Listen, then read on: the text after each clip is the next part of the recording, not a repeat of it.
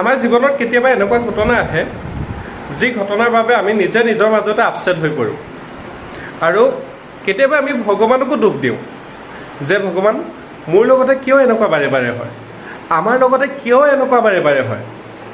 কিন্তু এষাৰ কথা আছে নহয়, ভগৱানে যি কৰে সকলো কাৰণে ভালৰ কাৰণে কৰে। কথাটো হ'ল, কাষত ফটোটো আছে, এই ফটোত থকা লেডিগৰাকীৰ হাজবেণ্ড লণ্ডনত থাকে আৰু ৰিচেণ্ট যিটো প্লেন ক্ৰেছ হৈ গ'ল, সেই প্লেনখনত তেওঁ লণ্ডনলৈ উৰা মাৰিব লাগিছিল, তেওঁৰ হাজবেণ্ডৰ ওচৰলৈ। কিন্তু এয়াৰপৰ্টত তেওঁ 10 মিনিট লেটকৈ পালেগৈ আৰু 10 মিনিট লেট পোৱাৰ বাবে তেওঁক এয়াৰপৰ্টৰ কৰ্মকৰ্তাসকলে তেওঁক কিন্তু প্লেনখনত যাবলৈ নিদিলে। তেওঁ বহুত কাকুতি মিনতি কৰিলে, হ'লেও অৱশেষত তেওঁ কিন্তু যাবলৈ সক্ষম নহ'ল আৰু অলপ দেৰি পিছত তেওঁ শুনি পালে যে প্লেনখন ক্ৰেছ হৈ গ'ল।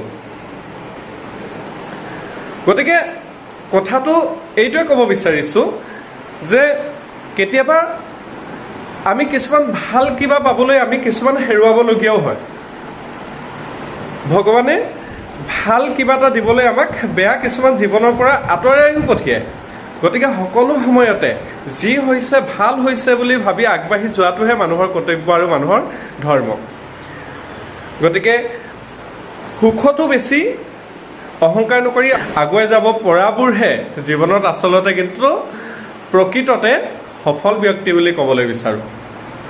আৰু ৰিচেণ্ট আহমেদাবাদত যিটো ঘটনা হৈ গ'ল, তেওঁৰ বাবে আমি ভাৰতবৰ্ষ সঁচাকৈ দুখিত।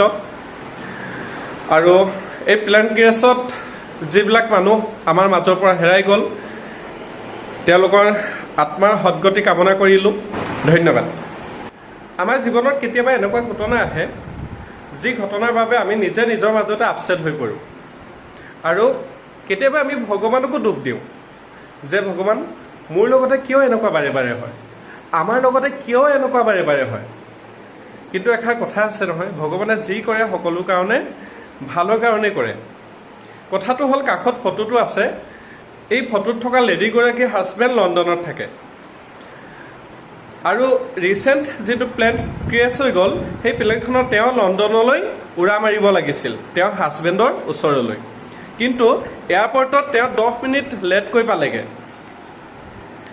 আৰু 10 মিনিট লেট পোৱাৰ বাবে তেওঁক এয়াৰপৰ্টৰ কৰ্মকৰ্তাসকলে তেওঁক কিন্তু প্লেনখনত যাবলৈ নিদিলে। তেওঁ বহুত কাকুতি মিনতি কৰিলে, হ'লেও অৱশেষত তেওঁ কিন্তু যাবলৈ সক্ষম নহ'ল আৰু অলপ দেৰি পিছত তেওঁ শুনি পালে যে প্লেনখন ক্ৰেছ হৈ গ'ল।